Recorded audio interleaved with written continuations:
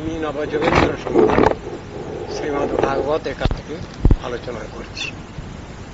যতটুকু আগে আলোচনা হয়েছে 3 দিন, আজ তারপরের থেকেই আলোচনা করছি। প্রসঙ্গটা খুব সংক্ষেপে আগে বলে নেই।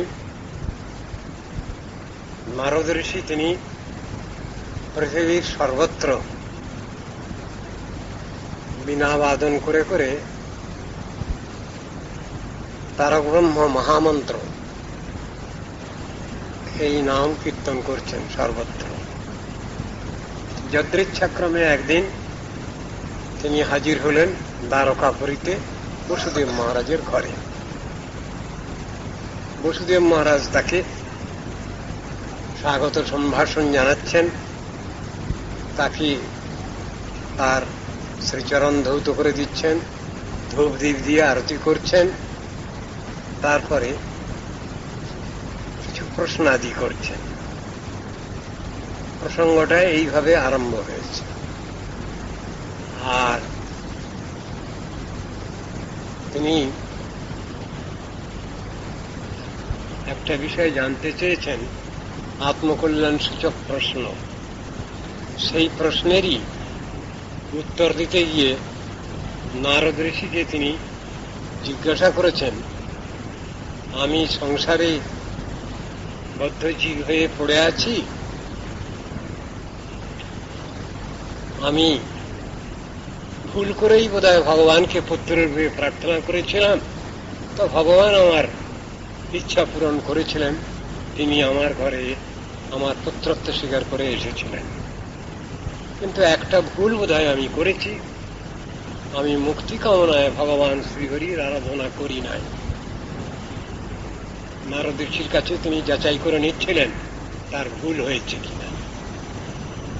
একটা জিনিস চিন্তা করা উচিত এখানে, যিনি ভগবানকে পুত্ররূপে চাইতে পারেন, আর সেই প্রেমময় ভগবান যার ইচ্ছা পূরণের জন্য পুত্রত্ব স্বীকার করে তার ঘরে হাজির হতে পারেন, তাহলে তিনিই বা কেমন ভক্ত। কিন্তু তিনি দৈন্য করেই নারদ ঋষির কাছে বলছেন, আমি মুক্তি কামনায় ভগবান শ্রীহরির আরাধনা করি নাই। তার কি মুক্তির বাকি আছে?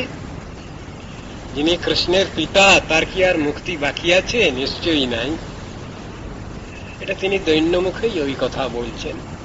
সেই প্রসঙ্গেই এসছে নিমি নবযোগেন্দ্র সংবাদ। নিমিরাজ, যিনি বিদেহরাজ, তারই বংশেরই পঞ্চম পুরুষ ধার্মিক রাজা, তার নাম নিমিরাজ। সেই প্রসঙ্গ এসেছে। তিনি প্রজাগণের কল্যাণের জন্য বিভিন্ন জায়গায় ইষ্টাপূর্ত বিভিন্ন সুযোগ সুবিধার জন্য তিনি স্থানে স্থানে যাগ যজ্ঞাদি করছিলেন প্রজাগণের কল্যাণের জন্য। যাগযজ্ঞ করা মানে ভগবানের আরাধনা। একদিন তিনি যজ্ঞে ব্যাপৃত হয়েছেন। ঠিক সেই সময়ে 9 জন ঋষি এসে হাজির হলেন সেই যজ্ঞভূমিতে। কবি, কবি, অন্তরিক্ষ, প্রবুদ্ধ, পিপ্পলায়ন, আবির্হোত্র, দ্রুমিল, চমসক, করভাজন, এই 9 জন ঋষি হাজির হয়েছেন নিমিরাজের যজ্ঞ সভায়। তাদের তিনি স্বাগত সম্ভাষণ জানালেন। তারপরে বলছেন যে আজ এই যজ্ঞ হোম সব কাজ বন্ধ থাক। বহুদিন ধরে আমার ভিতরে কতগুলো প্রশ্ন আছে, সেই প্রশ্নগুলোর মীমাংসা হয়নি। আজ ঋষিগণ এসেছেন, এদের কাছে আমি সেই সব প্রশ্ন সংশয় সব নিরসন করে নেব, জেনে নেব সব। প্রসঙ্গটা এইভাবে আরম্ভ হয়েছে। এখানে বিদেহ রাজনিমি তিনি এখানে বলছেন, শ্রী বিদেহ উবাচ মন্যে ভগবত সাক্ষাৎ পার্শ্বদানব মধুদ্দিশ বিষ্ণুর ভূতানি লোকানাং পাবনায় চরন্তি। সেই নবযোগেন্দ্রকে 9 জন ঋষিকে লক্ষ্য করে বলছেন নিমিরাজ, হে মুনিগণ, আমি আপনাদিগকে ভগবান শ্রীহরি সাক্ষাৎ পার্ষদ বলেই মনে করছি। পার্ষদ বলে মনে করা এটা কি যে কেউ মনে করবেন হয়ে যাবে সেটা? তা নিশ্চয়ই হবে না। তাহলে সেখানে অধিকার বিচার আছে, সেই অধিকারের কথাই এখানে আসছে। নিমিরাজ তাহলে কেমন অধিকারী? সাধু না হলে সাধুকে চেনা যায় না। রতনে রতন চেনে একটা কথা আছে, সেই কথাটা এখানে আছে। নিমিরাজ এত উঁচু দরের ভক্ত যে তিনি ওই 9 জন ঋষিগণকে দেখেই চিনতে পেরেছেন এদের অধিকার, সেইটা এখানে আলোচনা করছেন। আমি আপনাদের দর্শন করেই আমি বুঝতে পারছি যে আপনার সাক্ষাৎ শ্রীহরির পার্ষদ। সোজা কথা বলে দিচ্ছেন। সাধুকে যদি অসাধু কেউ বলেন তাহলে দোষ হয়, অপরাধ হয়। আবার একজন অসাধুকেও যদি সাধু বলা যায় তাহলে সমান দোষ হয়। এগুলো আমাদের শাস্ত্রকে বলা আছে, বুঝানো আছে সুন্দরভাবে। চোরকে যদি সাধু বলা যায় তাহলে পাপ হয়, আবার সাধুকে যদি চোর বলা হয় তাহলে পাপ হয়। মহা মুশকিল, কি করে বুঝবো আমরা? শাস্ত্র বলছেন শরণাপন্ন হও, তাহলে সব বুঝবে। তাহলে কার শরণাপন্ন হব? ভগবানের। ভগবানকে তো দেখতে পাই না, তাহলে দেখতে পাও যাদের, তাদের কাছে শরণাপন্ন হও। তারা কারা? গুরু বৈষ্ণব। গুরু বৈষ্ণব আনুগত্যে ভগবান শ্রীহরির সাধন ভজনের কথা শাস্ত্রে লেখা আছে। গুরু বৈষ্ণবের আবেদনে কৃষ্ণ দয়াময়, মোহেন পামর প্রতি হবেন সদয়। আমরা কীর্তন করি সব সময়, মহাজন পদাবলীর মধ্যে আছে। তাহলে গুরু বৈষ্ণবের আবেদন লাগে, রেকমেন্ডেশন লাগে। আমি সোজাসুজি গিয়ে অফিসারের কাছে গিয়ে জিনিস আদায় করতে পারি না, আর রেকমেন্ড করবার একজন লোক চাই। আবার ইনি লিখে দেবেন হ্যাঁ হ্যাঁ এ ঠিক লোক, উপযুক্ত ব্যক্তি, একে দেওয়া হোক সাহায্য। ঠিক সেই রকম ব্যাপার আছে, যেমন ইহ জগতেও আছে, পারমার্থিক জগতেও আছে জিনিসটা। সেইটা এখানে বুঝাচ্ছে। আমি আপনাদের শ্রী ভগবান শ্রীহরির সাক্ষাৎ পার্ষদ বলেই মনে করছি। এই মনে করাটা কিন্তু কল্পনা নয়, বাস্তব। কারণ তিনি জানেন, সেজন্য এটা বলতে পারছেন। সাধারণ মানুষ আমরা কিন্তু ওটা বলতে পারবো না, তাহলে বললে তো অহংকার হয়ে যাবে, দাম্ভিকতা এসে যাবে। ভগবানের নিজজনগণই লোকের বিশুদ্ধি সম্পাদনের জন্য সর্বত্র পৃথিবী পর্যটন করে থাকেন। আপনাদেরও দেখে আমি তাই মনে করছি। আপনাদের নিজেদের কোনো কাজ নেই, তবে আমাদের জন্য বোকা হতভাগা, আমরা বুঝি না, অজ্ঞান, তত্ত্ব দর্শন জানি না, সাধন ভজন বুঝি না, আমাদের বুঝাবার জন্য আপনারা এসেছেন, আমি এটা মনে করছি। এটা নিমিরাজ বলছেন।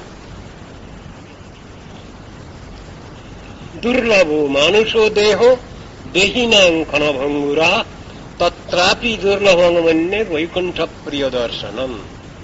তারপর বলছেন যে এই যে মনুষ্য দেহ আমরা পেয়েছি ভগবানের থেকে, এই মনুষ্য দেহটা দুর্লভ। দুর্লভ কেন? শাস্ত্র বলছেন বহু বহু জন্মের পর আমরা এই মনুষ্য দেহ পেয়েছি। তার কোন ইতিহাস আছে? আছে, শাস্ত্রে ইতিহাস দেওয়া আছে। কিরকম? 84 লক্ষ জন্মের পর মনুষ্য জন্ম, তো ভয়ঙ্কর কথা। তো 84 লক্ষ গুনতে কত সময় লাগে? আর 84 লক্ষ জন্মের পর মনুষ্য দেহ পাওয়া যায়, কিন্তু ভয়ঙ্কর কথা। বলে ওর একটা হিসাব হিসাব কিছু আছে, বলতে পারেন? আছে শাস্ত্র। তাহলে আপনারা হিসাব করুন। জলজা নবলক্ষানি, জলজন্তু হয়ে জন্মগ্রহণ করেছি আমরা 9 লক্ষ বার। জলজা নবলক্ষানি। তারপর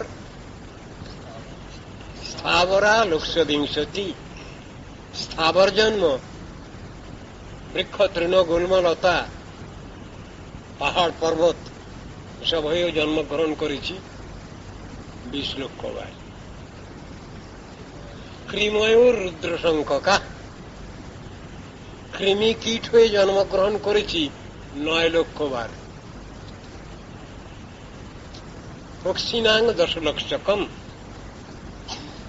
পাখি জন্ম হয়েছে আমাদের 10 লক্ষ বার। 30 লক্ষানি পশব, 30 লক্ষ বার আমরা পশু হয়ে জন্মগ্রহণ করেছি। এই কুকুর, গরু, ভেড়া, ছাগল এইসব হয়ে জন্মগ্রহণ করেছি। 4 লক্ষানি মানবা, 4 রকম 4 লক্ষ জন্ম মানুষের মতো চেহারা ছিল, কিন্তু মানুষের মতো কোনো কাজ করিনি। এইসব বাদ দিয়ে সুস্থ শরীরে, সুস্থ মনে, অবিকলাঙ্গ দেহ নিয়ে আদর্শ গৃহস্থ ঘরে যে জন্মগ্রহণ, এইটা বলছেন পূর্ণ মনুষ্য জন্ম। তাহলে মনুষ্য জন্ম নিশ্চয়ই দুর্লভ, সুলভ নয়, অনেক কষ্ট করে পাওয়া গেছে। এই কথার সঙ্গে মিল আছে ভাগবতের অন্যত্র একটা শ্লোক আছে, সেখানে বলছেন ভগবান প্রথমে সৃষ্টি করতে ইচ্ছা করলেন। কি সৃষ্টি করলেন? প্রথমে জল, সব জল আর জল, তারপরে 1 ভাগ 3 ভাগ জল, 1 ভাগ স্থল, তারপরে বৃক্ষ তৃণগুল্মলতা, তারপরে জলচর প্রাণী, তারপরে উভচর প্রাণী, তারপরে সাপ, কোপ, এইসব, কচ্ছপ, উরু দিয়ে যারা চলে, উরগ প্রাণী, শঙ্খ, শামুক, এইসব। তারপরে পাখি সৃষ্টি করেছেন ভগবান, তারপরে পশু সৃষ্টি করেছেন ভগবান। এসব করেও ভগবান মনে শান্তি পাচ্ছিলেন না, ভাগবতে বর্ণনা আছে। শেষকালে কি করলেন তিনি? তার নিজের মতো শরীরের মতো করে একটা শরীর দিয়ে মানুষকে সৃষ্টি করলেন। এই সৃষ্টি রহস্যের কথা এটা লেখা আছে। এই কথা আমাদের সনাতন শাস্ত্রে আছে, এটা মুসলিম শাস্ত্রেও আছে, কোরআন শরীফের মধ্যেও আছে, আবার এটা বাইবেলের মধ্যেও আছে, একই কথা। সৃষ্টিয়া পুরাণী বিবিধান্য জয়াত্ম শক্তিয়া বৃক্ষা সরীসৃপ পশুন খগদন্দ শুকান তৈস্তৈরতুষ্ট হৃদয় পুরুষং বিদায় ব্রহ্মাবলোক ধিষণং মুদমাপদেব। সেই পরদেবতা ভগবান, তিনি এত সৃষ্টি করে সন্তুষ্ট হননি। তিনি ভাবলেন, এদের কেন সৃষ্টি করলাম? এদের সঙ্গে তো আমার ভাবের আদান প্রদান হবে না। তখন তিনি মানুষকে সৃষ্টি করলেন। দিলেন কি তাকে? সবকিছু দিলেন, জ্ঞান, বিবেক, বুদ্ধি, বৈরাগ্য, বিচক্ষণতা, সবকিছু দিলেন তাকে, বিবেচনা, সবকিছু দিয়ে তাকে সৃষ্টি করলেন। বললেন, তোমরা বিবেচনা করে চলবে, কারো অপকার চিন্তা করো না, সকলের উপকার চিন্তা করেই চলো। নিজের ভালো চাও, সকলের ভালো চাও, স্নেহ মমতা নিয়ে পরস্পর মিলেমিশে তোমরা চলো, থাকো, তাহলেই তোমাদের জীবনের সার্থকতা। এ কথা বলছি। ভগবান প্রথম মনুষ্যকে সৃষ্টি করেছেন, একটা গ্রুপ, একটা দল, তাদের জিজ্ঞাসা করেছেন, তোমরা ভগবান মানো, নীতি আদর্শ মানো? তারা বললেন, ভগবান টগবান কিছু বুঝি না, নীতি আদর্শ মানতে পারি। তখন ভগবান জিজ্ঞাসা করছেন, তোমাদের নীতি আদর্শ কাকে আশ্রয় করে থাকবে? ভগবানকে তো মানলে না, বুঝলাম। তোমাদের নীতি আদর্শ কাকে আশ্রয় করে থাকবে? তোমাদের মনুষ্য বলে স্বীকার করলাম না। দ্বিতীয় গ্রুপ মানুষকে আবার জিজ্ঞাসা করলেন, তোমরা ভগবান মানো, নীতি আদর্শ মানো? তারা বললেন, হ্যাঁ নীতি আদর্শ মানি, ভগবানকে মানি না, তোমাদেরও বাদ দিলাম। তৃতীয় গ্রুপকে জিজ্ঞাসা করলেন, তোমরা ভগবান মানো, নীতি আদর্শ মানো? তারা বললেন, হ্যাঁ দুই মানি। তখন ভগবান বললেন, তোমাদের মনুষ্য বলে স্বীকার করলাম। কেন এ কথা? মহাজন পদাবলীর ভিতরে রয়েছে, মানুষ আকার হইলে কি হয়, করহ ভূতের কাম। তাহলে আকারটা মানুষের মতো হলেই তাকে মানুষ বলে স্বীকার করা হবে না, তার কাজটা কামটাও হওয়া চাই মানুষের মতো, তবেই তাকে মনুষ্য বলে স্বীকৃতি দেওয়া হবে। এই কথাই শাস্ত্রের কথা। ভগবান প্রথম যে বৃক্ষ তৃণগুল্ম লতা পাখি পশু সৃষ্টি করেছেন, এদের সবকেই মোটামুটি আচ্ছাদিত চেতন হল বৃক্ষ তৃণগুল্ম লতা, সংকুচিত চেতনের মধ্যে ফেলেছেন পাখি পশু পর্যন্ত। তারপরে মনুষ্য জন্ম যখন, তখন তাকে বললেন মুকুলিত চেতন মনুষ্য। এই গ্রেডেশন সব ভাগ করেছেন চেতনতার ক্রমবিকাশ অনুসারে। তারপরে যারা গুরুকরণ করছেন, ভালো মন্দ বুঝছেন, সাধন ভজনের উপযোগিতা উপলব্ধি করছেন, সাধন ভজন করে চলছেন, তাদের বলছেন বিকশিত চেতন মনুষ্য। যারা সাধনে সিদ্ধি লাভ করেছেন তাদের বলা হয় পূর্ণ বিকশিত চেতন মনুষ্য বা সিদ্ধ মহাত্মা। সব গ্রেডেশন সব শাস্ত্রে ভাগ করা আছে। সুতরাং মানুষ মুখে বললেই তো হবে না, মানুষ বললে মানুষের কাজও তো কিছু করা লাগবে, কর্তব্য, দায়িত্ব, অধিকার, সেটা নিয়ে ব্যাখ্যা করেছে এখানে বলছেন দুর্লভ মানুষ দেহ। তাহলে মনুষ্য দেহ দুর্লভ কেন হচ্ছে? লব্ধ্বা সুদুর্লভমিদম বহু সম্ভবান্তে মানুষ্যম অর্থদম।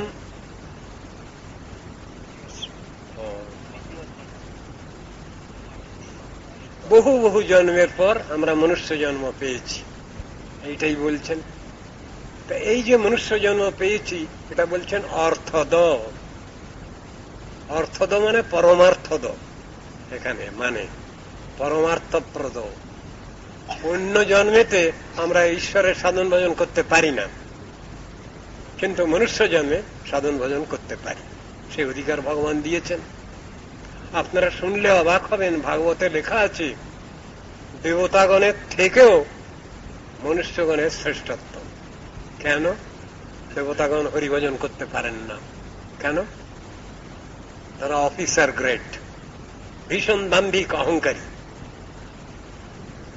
তাদেরও হরিভজন করতে গেলে মনুষ্যের গৃহে এসে জন্মগ্রহণ করে সাধন ভজন করতে হয়। তাহলে মনুষ্য জীবন সেদিক দিয়ে শ্রেষ্ঠ। মানুষ সোজাসুজি সাধন ভজন করলেই তাদের কল্যাণ লাভ করতে পারে। দেবতাদের খুব অহংকার। মনুষ্যের মধ্যে যদি কেউ সাধন ভজন করে, যদি কেউ উন্নত অবস্থায় উঠতে যায়, তখন দেবতারা বাধা প্রদান করেন। বহু বহু ইতিহাস আখ্যান উপাখ্যান শাস্ত্রে রয়েছে, বাধা দিচ্ছে তারা। ইন্দ্র ভাবছে আমার পোস্ট নিয়ে নেবে বোধহয়, বায়ু বরুণ সব এরা ভাবছে যে আমাদের পোস্ট বোধহয় চলে গেল এবার। সেই জন্যই মনুষ্য জন্ম শ্রেষ্ঠ জন্ম। কেন? নরতনু ভজনের মূল। এই মনুষ্য শরীরেই সাধন ভজন করা সম্ভব। তো বলছেন দুর্লভ মানুষ দেহ। এই মনুষ্য দেহ পাওয়া অত্যন্ত দুর্লভ, কিন্তু পেয়েছি বটে ক্ষণভঙ্গুর, বেশি দিন রাখতে পারছি না। এটা কত? অদ্যবাব্দ শতান্তে বা মৃত্যুর ওই প্রাণীনাং ধ্রুব।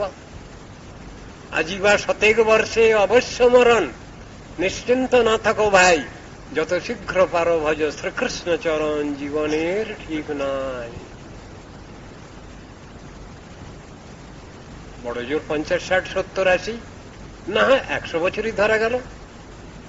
এখন এই কলিকালে কজন লোক সেঞ্চুরি করছেন? সেঞ্চুরি করা মানে আপনারা খেলার দিকে চলে যাবেন না, শতবর্ষ বাঁচছেন কজন লোক? খুব কম। তাহলে আয়ু খুব, পরমায়ু খুব কম আমাদের। পরমায়ু যখন কম, তখন আমাদের ব্যবস্থাটাও নিতে হবে সংক্ষিপ্ত ভাবে। সংক্ষিপ্ত ব্যবস্থায় দেওয়া আছে। সত্যযুগের লোকের পরমায়ু হাজার হাজার বৎসর ছিল, তারা তপস্যা করতেন, তপস্যা করে ভগবানকে লাভ করতেন। ত্রেতা যুগের লোক পরমায়ু একটু কম ছিল, তারা যাগ যজ্ঞের দ্বারা ভগবানকে লাভ করতেন।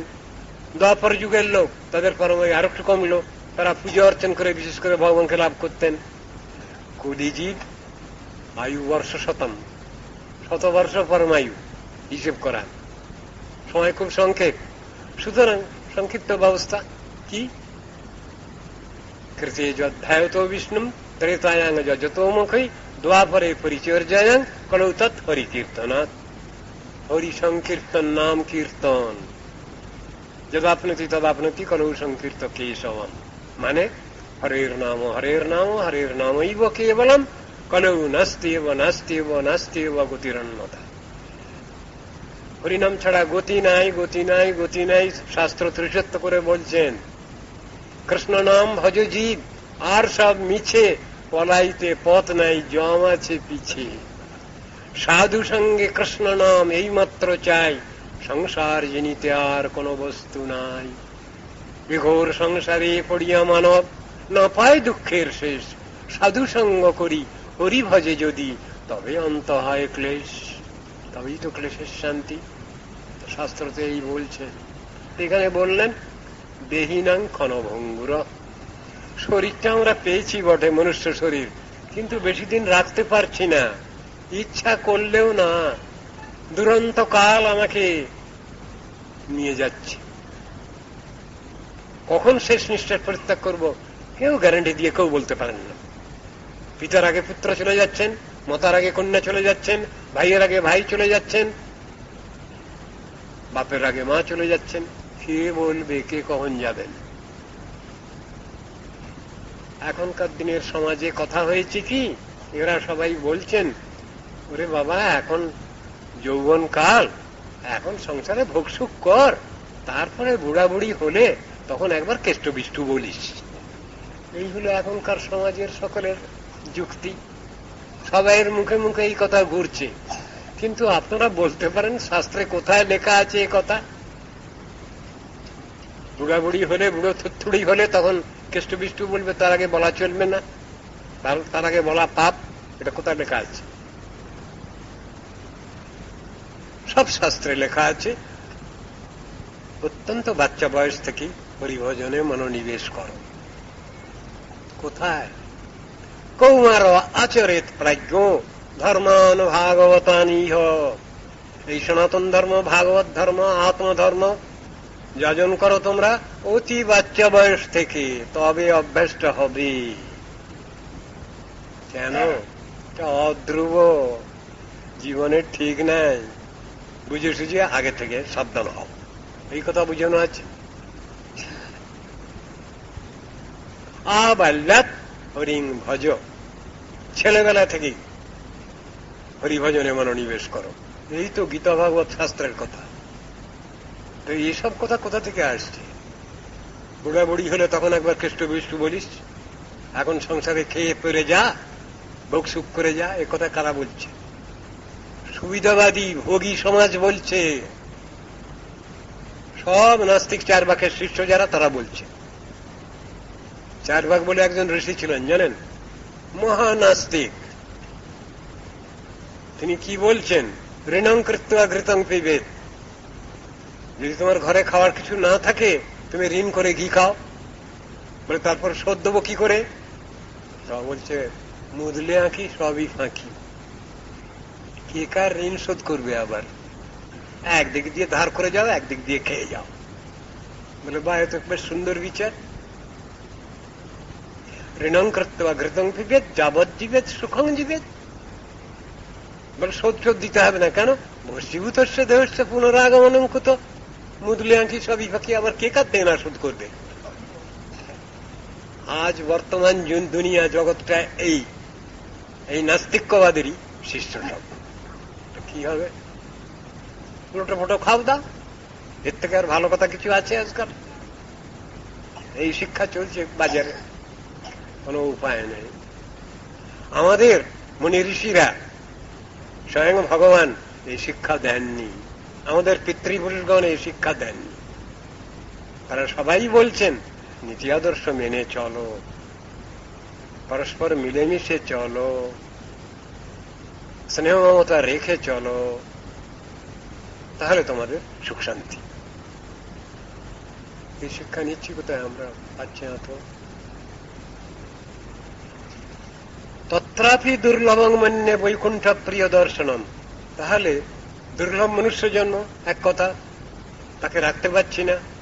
এর থেকেও আবার সুদুর্লভ কি? তত্রাপি দুর্লভং মন্যে বৈকুণ্ঠ প্রিয় দর্শন। বৈকুণ্ঠ মানে কি? ভগবান।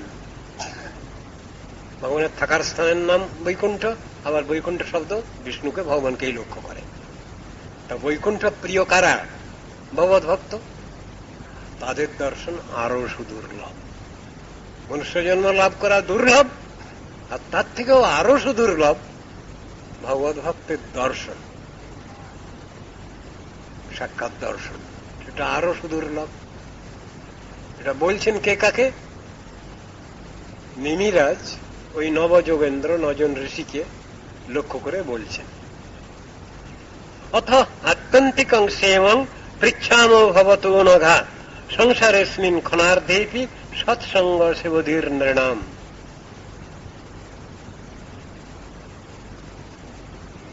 হে মহাপুরুষগণ, সেই জন্যই আমি ভাগ্যক্রমে আপনাদের দুর্লভ দর্শন। সাধুর দর্শন হলে সেখানে কি আর গ্রাম্য কথা আলোচনা করা যাবে? যিনি যে অধিকারের লোক, তার কাছে সেই বিষয়ে তো আলোচনা করতে হবে নাকি? সাধুর কাছে গিয়ে কি আলোচনা করা চলবে? কেমন চাষাবাদ হয়েছে, ধান টান কেমন হলো, অন্য ফসল টসল কেমন হলো, বাজার দর কিরকম, কেমন চলছে, সাধুর কাছে ওসব গিয়ে আলোচনা করতে হয় না। ওটা ব্যবসাদারের কাছে, মহাজনের কাছে গিয়ে ওসব আলোচনা করতে হয়। সাধু যে মহাজন, আলাদা মহাজন। জাগতিক মহাজন তারা একরকম ব্যবসা করেন, কারবার করেন। আর সাধুর যে কারবার শুধু ভগবানকে নিয়ে, ভগবান আর ভগবত ভক্তকে নিয়ে সাধুর কারবার। সুতরাং সেখানে প্রশ্ন করতে হবে কি? কোন প্রশ্ন রাখতে হবে সেখানে? আত্মকল্যাণ সূচক প্রশ্ন রাখতে হবে সেখানে। আমার কল্যাণ কি করে হবে? আমি কিছু জানি না, বুঝি না, আমার দয়া করে সেই রকম উপদেশ করুন যাতে আমার কল্যাণ হয়, এইরকম প্রশ্ন রাখতে হয়। তাই এখানে বলছেন অথ আত্যন্তিকং সেবং পৃচ্ছাম ভবতো নঘা। হে অনঘ, হে নিষ্পাপ সাধুগণ, আমি আপনাদের কাছে জিজ্ঞাসা করছি, দর্শন তো আপনাদের হয়েছে, এতে আমাকে কৃপা করেছেন। শুধু আমি না, আমার সমস্ত সভাসদ পারিষদ, এখানে এই যজ্ঞস্থানে আগত যত সমস্ত ঋত্বিক আছেন, এ আছেন, সকলকে আপনি ধন্য করেছেন, কৃপা করেছেন। আমি আত্মকল্যাণ বিষয়ে প্রশ্নই আপনার কাছে করছি। কি?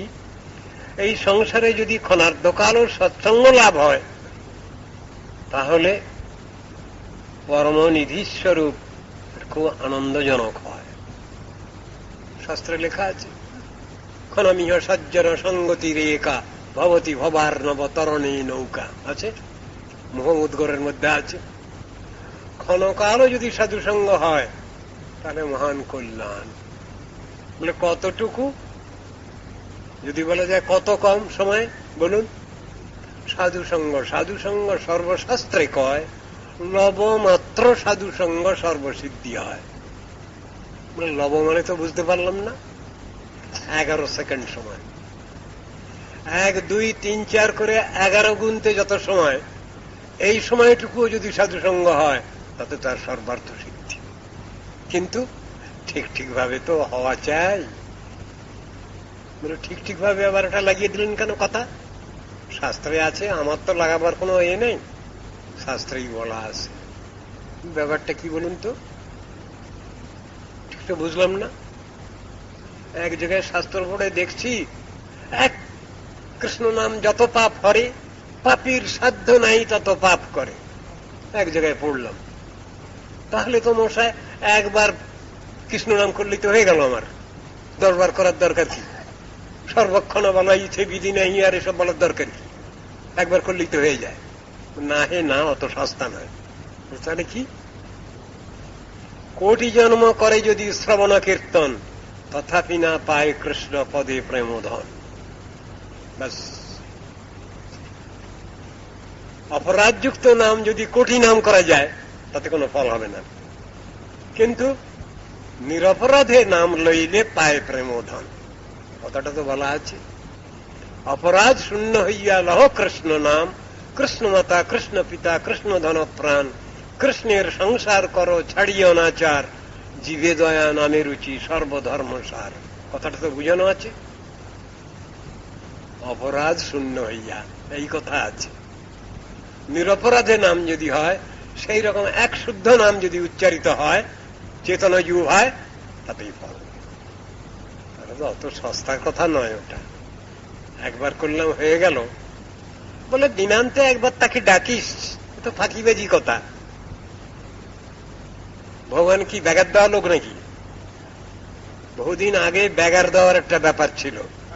যখন আমাদের দেশে বা বিদেশে অন্যান্য মুসলিম দেশে কৃতদাস প্রথা ছিল, তখন ব্যাগার দেওয়া বলে একটা জিনিস ছিল, মনিবের ব্যাগার। এখন ব্যাগার দেওয়া কথাটা উঠে গেছে, আমাদের ভারত সরকার ওটাকে তুলে দিয়েছে, ব্যাগার দেওয়া কথাটা। আর বহু দেশ থেকে ওটা উঠে গেছে। কৃতদাসের যে জীবন, সেখানে ব্যাগার দেওয়ার কথা ছিল। তা ভগবান কি এতই সস্তার বাজার যে একবার নাম করে দিলে আমার হয়ে গেল? হবে না তো। আপনারা শুনে থাকবেন, রাম সিং বলে একজন রাজা ছিলেন, পরম ধার্মিক রাজা আমাদের দেশে। তিনি তার রাজত্বে ঢেড়া পিটিয়ে দিয়েছিলেন যে আমার রাজত্বে যদি কেউ হরিনাম না করে যদি খায়, তাহলে তার দণ্ডবিধান হবে। কি দণ্ড শুনলে আপনারা অবাক হবেন, প্রাণদণ্ড। এখন চাষি ভাই সে কি করবে? ভোরবেলা লাঙল কাঁধে নিয়ে যায় মাঠে, ফিরতে ফিরতে বেলা 12টা 1টা, দেরি হয়ে যাচ্ছে। তাড়াতাড়ি ফিরে এসেই একটু তেল দাও, একটু তেল নিয়ে স্নান করতে গেল। স্নান করে এসেই বলে ভাতের তালা বাড়ো। মাঝখানে মনে পড়ল চাষির যে রাম সিং, তিনি তো ঢেড়া পিটিয়ে অ্যানাউন্সমেন্ট দিয়েছেন না, হরিনাম না করে খাওয়া যাবে না। সেটা তার মনে ছিল না, তার স্ত্রী মনে করিয়ে দিলেন। কেন না, স্ত্রী হলেন সহধর্মিনী, স্বামীর ধর্মাচরণে সাহায্য করেন যিনি, তার নাম হল সহধর্মিনী। তিনি মনে করিয়ে দিলেন, শিগগির নিয়ে আয় মালাটা, নিয়ে আয় মালাটা। জপ করতে হবে তো কয়েকবার, অন্তত কম করেও 2 বার। এখন এদিকে পেটে সুচো ডাউন মারছে খিদের জ্বালায়। কি করবেন তিনি? তাড়াতাড়ি করে হরে কৃষ্ণ হরে কৃষ্ণ কোন রকম করে বলে ঠেলে শেষ করে দিয়ে বলে ভাতের তলা নিয়ে আয়। যদি জানতে পারেন রাম সিং, তাহলে কিন্তু কঠোর সাজা হবে। এখানে রাজার ভয়েতে, প্রাণদণ্ডের ভয়েতে হরিনাম করছে, কিন্তু সেই হরিনাম আমরা নিজেরা নিত্য নিয়মিত ভাবে স্নেহ ভরে শ্রদ্ধা ভরে যদি করি, তাহলে কি ফল লাভ হবে চিন্তা করে দেখবেন আপনারা। বুঝানো আছে উদাহরণ দিয়ে দিয়ে। কিং পুনঃ শ্রদ্ধায়া গৃহ্ণন, শ্রদ্ধায়া হেলয়া বা ভৃগুবর নরমাত্রং তারয়েত কৃষ্ণ নাম। কৃষ্ণ নামের মহিমা শাস্ত্রে বর্ণনা করছেন। মধুর মধুর মেতন মঙ্গলং মঙ্গলানন, সকল নিগম বল্লী সৎফলং চিৎ স্বরূপম, সকৃত বিপরীতং শ্রদ্ধায়া হেলয়া বা ভৃগুবর নরমাত্রং তারয়েত কৃষ্ণ নাম। শাস্ত্রে তো মহিমা রয়েছে বলা। যদি সেই নাম যদি শ্রদ্ধাপূর্বক গ্রহণ করি, আমরা নিয়ম নিষ্ঠা রক্ষা করে যদি গ্রহণ করি, তাহলে কি ফল না হয় তো বলছেন, তো বুঝাচ্ছেন। ঠিক এসব চিন্তা ভাবনা করেই আমাদের সাধন ভজন পথে অগ্রসর হতে হবে। নিমিরাজ সেই জন্য কথাটা এখানে উত্থাপন করেছেন। কি বলছেন তিনি? আমি আত্যন্তিক কল্যাণ চাই। আত্যন্তিক কল্যাণ কাকে বলে? এই জগতে খাওয়া থাকা পড়া, এটা আত্যন্তিক কল্যাণ না, এই হলো সাধারণ ব্যাপার। বলে তাহলে আত্যন্তিক কল্যাণ কাকে বলবো? সনাতন গোস্বামী যা প্রশ্ন করেছেন মহাপ্রভুর কাছে, কে আমি, কেনে মরে যারে তাপত্রয়, ইহা নাহি জানি মোর কইছে হিত হয়। বারে, তিনি হলেন বাংলার হুসেন শাহ বাদশাহের প্রাইম মিনিস্টার, প্রধানমন্ত্রী। তিনি জানেন না কে তিনি? তিনি আত্মকল্যাণ বিষয়ক প্রশ্নই করেছেন, সবই জানেন তিনি। ওই আত্মস্বরূপের পরিচয় জিজ্ঞাসা করেছেন মহাপ্রভুর কাছে। মহাপ্রভু বলেছেন, তো উত্তরটা দিয়েছেন। কি উত্তর দিলেন? উত্তরটা কি দিয়েছেন? জীবের স্বরূপ হয় কৃষ্ণের নিত্য দাস, কৃষ্ণের তটস্থ শক্তি ভেদাভেদ প্রকাশ। জীবের স্বরূপ বলছো? ভগবানের দাসত্ব, ভগবৎ সেবা, এইটাই হলো জীব মাত্রই স্বভাব। জীব মানে সেখানে বেটা ছেলে মেয়ে ছেলে ভাগ করা হয়নি, হয়েছে নাকি? সেখানে বেটা ছেলে মেয়ে ছেলে ভাগ করা হয়েছে? যা আজ সমাজে চলছে রাজনৈতিক এমনই দুষ্টবুদ্ধি, সেখানে বেটা ছেলে মেয়ে ছেলের প্রসঙ্গ তুলে দেওয়া হয়েছে। একদল আর এক দলকে খেপিয়ে দিচ্ছে কি না, পুরুষ শাসিত সংসারে আমাদের কোনো এ চলবে না। এখনকার দিনের কিছু মেয়ে ছেলে তারা বলছেন এটা, পুরুষ শাসিত সংসারে আমাদের কোনোদিন কল্যাণ নাই। আর আমি সমস্ত ভারতের সব জায়গায় ঘুরছি, আমি স্ত্রী শাসিত দেশেও যাচ্ছি, প্রমিলার দেশ জানলাম, প্রমিলার দেশেও আমি ঘুরি, সাত ভগ্নের রাজ্যতেও আমি ঘুরি। সেখানে তারা কি সুখে আছেন? তারা কি সুখে আছেন? আমি জিজ্ঞাসা করেছি তাদের, মোটেই সুখে শান্তিতে নেই। প্রমিলার দেশ কোনটা কোনটা? মোটামুটি অন্তত সেভেন সিস্টার স্টেট, সাত ভগ্নির রাজত্ব, আসাম, মেঘালয়, মিজোরাম, অরুণাচল, নাগাল্যান্ড, মণিপুর, ত্রিপুরা, এই সাতটি। তারা খুব সুখে শান্তিতে আছে? তারা তো ঝড়া বিবাদ খেয়ে করে মরছে। কতগুলো রাজ্যেতে মেয়েরাই অধিকারী, সম্পত্তির অধিকার ছেলে পায় না, মেয়েরাই অধিকার পায়। যদি তিনটে মেয়ে থাকে, সব থেকে ছোট মেয়ে সে সম্পত্তির বেশিরভাগ পাবে, আর বড় মেয়ে আর মেজ মেয়ে অল্প অল্প পাবে, ছেলেরা সম্পত্তির অধিকারী হবে না। কই সে দেশে শান্তি আছে? তো জিজ্ঞাসা করি না একবার। যারা এসব বলছেন তারা দেশ গড়ুন না, দেখুন না সেখানে ভোট টোট নিয়ে দেখুন না কি ব্যাপারটা। তো প্রমিলের দেশ সব এইগুলো, কতগুলো বাজে, কতগুলো এই নিয়ে সমাজে ঠেলাঠেলি, গুতগুতি, ঝগড়া বিবাদ বিসম্বাদ এইসব চলছে। মিতাক্ষরা দায়ভাগ আইন নিয়ে অনেক ঠেলাঠেলি। আমাদের সনাতন হিন্দু ধর্মেতে যেসব আইন কানুনগুলো আছে, সে আইন কানুনগুলো যদি ঠিক ঠিক ভাবে পালিত হয় কোনো অসুবিধা থাকে না। সেটা হচ্ছে না তো, সুতরাং গন্ডগোল। সুতরাং গন্ডগোল কি করবেন? অধিকার সমান দিয়েও তো কোনো লাভ হচ্ছে না, রাজনীতি সবটাকে শেষ করে দিচ্ছে। একান্নবর্তী পরিবার ঋষিগণের সময় থেকে ছিল, এখন একান্নবর্তী পরিবার খুঁজেই পাবেন না। এখন এই ডিভাইড অ্যান্ড রুল, এই পলিসি এই চলছে আমার সরকারের, ব্রিটিশ পলিসি। সেই পলিসি নিয়ে রাজ্য শাসন হচ্ছে। টুকরো টুকরো করে দাও, ফ্যামিলিগুলোকে টুকরো টুকরো করে দাও, আলাদা আলাদা হিসেল করে দাও, তাহলে ওদের সুবিধা হবে, সরকারের সুবিধা হবে, প্রজাগণের কোনো সুবিধা হবে না। প্রজাগণের ঝগড়া বিবাদ খেয়েও কি মারামারি ঠেঙাঠেঙি করেই মরবে। এই তো অবস্থা। দেশের যারা উপরওয়ালা আছেন, চিন্তাশীল মনীষী আছেন, তারা এসব বিষয়ে চিন্তা করছেন।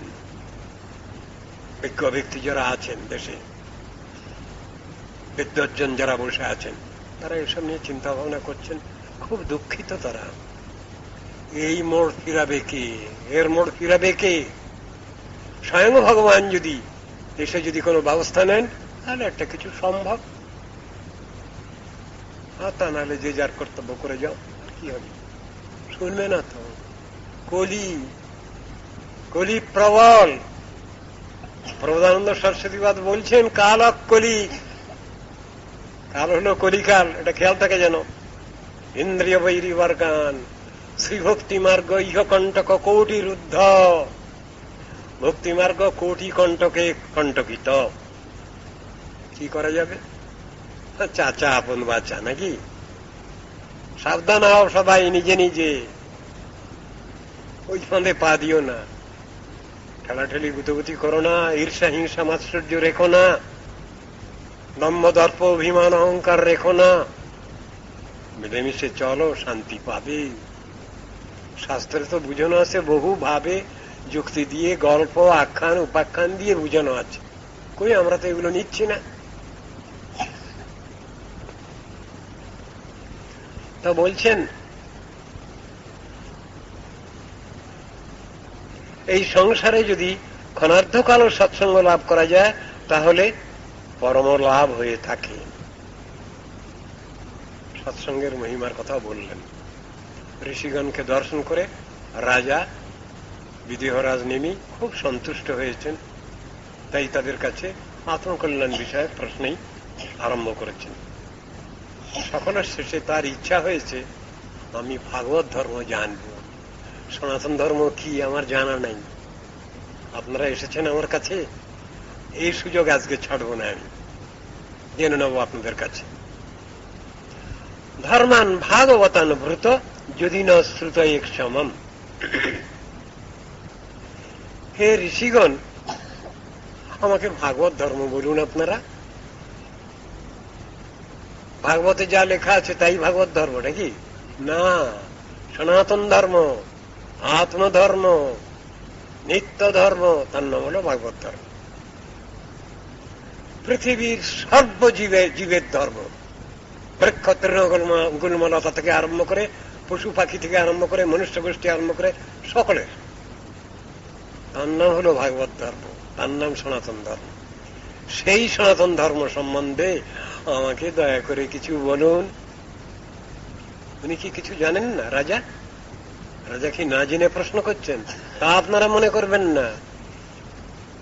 রাজা বৈষ্ণব রাজা, অধিকারী ব্যক্তি, জেনে শুনেই তিনি প্রশ্ন করছেন। ধর্মান ভাগবতান ব্রত। আমাদের যুক্তি, তর্ক যুক্তি শাস্ত্র যা আছে, সেখানে একে কি বলা হয়? Suggestive question. মাস্টার, একে বলে সাজেস্টিভ কোশ্চেন। প্রশ্নটা করা হচ্ছে, সে বিষয়ে আমি ঠিক করে দিচ্ছি যে আমি এই বিষয়ে শুনতে চাই। রাজা জেনে শুনেই তাই প্রশ্ন করছেন, আমি অন্য ধর্মের কথা শুনতে চাই না, আমাকে সনাতন ধর্মের কথা বলুন, ভাগবত ধর্মের কথা বলুন। রাজার জানা আছে ওটা, তিনি ঠিক করে নিয়েছেন আগে, তাই জিজ্ঞাসা করছেন ভাগবত ধর্মের কথা। ধর্মান ভাগবতান ব্রত যদি না শ্রুত এক সম। বারে প্রশ্ন করা হয়ে গেল, তারপরে রাজার হঠাৎ মনে হয়েছে, সর্বনাশ, আমি তো একটা ভুল করে ফেলেছি। কি ভুল? আমার ভাগবত ধর্মের কথা শুনবার অধিকার আছে কিনা তা তো আমি বিচার করি নাই। চিন্তা করুন, কাকে বলে বৈষ্ণবতা, কাকে বলে ভক্তত্ব। প্রশ্ন করার পর তার খেয়াল হয়েছে, আমার এটা শুনবার অধিকার আছে কিনা, আমি অধিকারী কিনা শুনবার, তা তো আমি জিজ্ঞাসা করি নাই, আগেই বলে ফেললাম। তাই হাত জোড় করছেন, যদি না শ্রুতা এক সমম, আমি যদি শুনবার অধিকারী হই তবে আমায় দয়া করে বলুন, তা নাহলে শুনতে চাই না। নিজের দোষটাকে সংশোধন করে নিলেন। প্রশ্ন করার ভঙ্গি রাজা শিখাচ্ছেন। কোন গুরুজনের কাছে আমি একটা কিছু কথা বলছি, বলতে বলতে প্রত্যেকবার বলতে বলতে ভুল হয়ে যাচ্ছে, আমি বুঝতে পারছি না যে ভুল হয়ে যাচ্ছে, বলাতে স্লিপ অফ টাং হয়ে যাচ্ছে একটা। কিন্তু যারা শুনছেন তারা বুঝতে পারছেন যে এটা ভুল হয়ে যাচ্ছে। তাহলে কোন গুরুজন ব্যক্তি যদি কোনো ভুলও করেন, সেখানে হাত জোড় করে বলতে হয়, আপনি কি বলছেন, এটা ভুল বলছেন, বলা চলবে না, এটা এটিকেট নয়। একে এটিকেট বলে না, আদব কায়দা বলে না, শিষ্টাচার বলে না। সেখানেও জানাতে হয় ঘুরিয়ে ফিরিয়ে। এখানে রাজাও সেই রকম শিখাচ্ছেন আদব কায়দা কাকে বলে। আমি তো প্রশ্ন করে ফেলেছি আপনাদের কাছে, ভাগবত ধর্ম শুনবো, সনাতন ধর্ম শুনবো, কিন্তু আমার শুনবার অধিকার আছে কিনা তা তো বিচার করলাম না। আমার যদি অধিকার, আমি শুনেছি, আপনাদেরই কাছে শুনেছি, এই সনাতন ধর্ম যদি কেউ অনুশীলন করেন, জীবনে অভ্যাস করেন, তাহলে অজ ভগবান, যার প্রাকৃত জন্ম নাই, প্রাকৃত মৃত্যু নাই, ভগবান তিনি কি হন, নিজেকে নিজে ভক্তের কাছে বিক্রি করবেন। ভয়ানক কথা তো, এইরকম নাকি? বলে হ্যাঁ, ভগবান বিকৃত হয়ে যান ভক্তের কাছে। বলে এমন উদাহরণ আছে? হ্যাঁ আছে। ভক্তি ভরে শ্রদ্ধা করে যদি কেউ তুলসী দল আর একটু গঙ্গা জল এই যদি ভগবানকে দেন ভক্তি ভরে, ভগবান যথেষ্ট হয়েছে, যথেষ্ট হয়েছে, আমি তোমার কাছে মানা থাকলাম। বাহ বাহ, তো ভয়ঙ্কর কথা। তাই বলেছেন, শাস্ত্রে বলা আছে তাই। তুলসী দলমাত্রেণ জলস্য চিলুকেন বা বিক্রিণীতি সমাত্মানম ভক্তিভ্যো ভক্তবৎসল। ভক্তবৎসল ভগবান ভক্তের ওতেই পরিতুষ্ট। বহু আড়ম্বরের সেখানে দরকার হয় না, অন্তর দিয়ে যদি সেটা হয়। একটা বাচ্চা ছেলে আধো আধো স্বরে বলিতে মাকে কিছু বলছে, কি বাবাকে কিছু বলছে, বাবা বাবা করছে, মাম্মা মাম্মা করছে, হয়তো কথাটা তার ফুটে বেরোয়নি তখনও। বাবা মা কিন্তু বুঝে নিচ্ছেন এই বাচ্চাটা কি বলতে চায়। কিন্তু আমি আমার মতো আর 10 জন পাশে এসে তারা বুঝতে পারছি না ও কি বলছে বাচ্চাটা। মা বাবা ঠিক বুঝতে পেরেছেন বাচ্চাটা কি চায়। কিসের দ্বারা? স্নেহ মমতা। যেহেতু বাচ্চার প্রতি স্নেহ আছে, সেই জন্য পিতামাতা গার্জিয়ান বাচ্চার কথাটা খুব আদর যত্নে শুনছেন এবং তার ব্যবস্থাও নিচ্ছেন। ভগবানও তেমনি আমাদের সুপ্রিম গার্জিয়ান, সর্বোপরি গার্জিয়ান। তিনি আমাদের সকলের বলি সব বুঝতে পারেন। বিভিন্ন পশু, বিভিন্ন পাখি, সব, এমনকি বৃক্ষ তৃণগুলমলতা, তাদের ভাষাও বুঝতে পারেন ভগবান। জ্যোতি বোসের 14 পুরুষ উপরওয়ালা, বুঝতে পেরেছেন? জ্যোতি বোস কি করতেন? যন্ত্র লাগিয়ে দেখাতেন, দেখো গাছটা হাসছে, দেখো গাছটা কাঁদছে, খুব গ্রীষ্মকাল জল ঢালছে, গাছটা হাসছে। যন্ত্র লাগিয়ে তিনি পরীক্ষা করে দেখাতেন। ওইরকম জ্যোতি বোসের তো 14 পুরুষ উপরওয়ালা ভগবান, কিন্তু সবই বুঝতে পারেন তিনি। বসু আমি আমার বলার উদ্দেশ্য এই, কি ব্যাপার বলুন? তাহলে সেখানে কি বলছেন? ভগবান কিছু সন্তুষ্ট হচ্ছেন? ভগবান সন্তুষ্ট হচ্ছেন স্নেহ মমতায়, স্নেহ মমতায়, শ্রদ্ধায়। তাই বলা আছে, মূর্খ বদতি বিষ্ণায়, ধীরো বদতি বিষ্ণবে, উভয়স্তু সমং পুণ্যম ভাবগ্রাহী জনার্দন। জনার্দন ভগবান, তিনি ভক্তির বর্ষ, শ্রদ্ধার বর্ষ। একটা ছেলে কি ভুল বলে ফেলল সেটা দেখছেন না, তার ভক্তিভাব আছে কিনা, শ্রদ্ধা আছে কিনা ওটা দেখছেন। আর একজন খুব সংস্কৃত পণ্ডিত, বড় পণ্ডিত, ভক্তি শক্তি নাই, কিন্তু খুব সংস্কৃত ঠিক করে স্তবস্তুতি করছেন, ওতে ভগবান সন্তুষ্ট নন। কিন্তু তার যদি একটা মূর্খ ছেলে মেয়ে আদো আদো বলিতে কিছু বলে শ্রদ্ধা করে, ভগবান ওইটাই নেবেন। শাস্ত্রতে বোঝানো আছে এটা। তা সব জিনিসটা আমাদের ঠিক ঠিকভাবে বুঝতে হবে।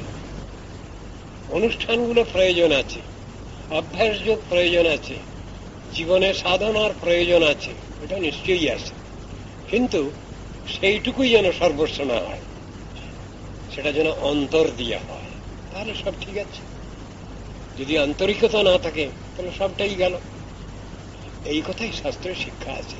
ওই আন্তরিকতাটাই হলো প্র্যাকটিক্যাল সাইড, ওইটাই হলো প্র্যাকটিক্যাল বাস্তব। আর একটা অভ্যাস বলে তো একটা কিছু করে গেলাম, এটা আর এক রকমের। কিন্তু অভ্যাসটা চাই। কিছু কাজ আমি যদি না করি তাহলে আমার মালিক সন্তুষ্ট হন না, আমার অফিসার উপরওয়ালা অফিসার সন্তুষ্ট হন না, আমার উপরওয়ালা গুরু সন্তুষ্ট হন না। সেই জন্য আমাকে কতগুলো কর্ম করে যেতে হচ্ছে, তাদের আদেশ পালন করে যেতে হচ্ছে। কিন্তু প্রত্যেকটার ভিতরে আন্তরিকতা থাকা চাই। এই আন্তরিকতা থাকলেই সব জায়গায় ঠিক আছে। ভদ্রভ্যশ্চ কৃপা সিন্ধুভ্যৈব চ পতিতানাং পাবনেভ্যো বৈষ্ণবেভ্যো নমো নমঃ।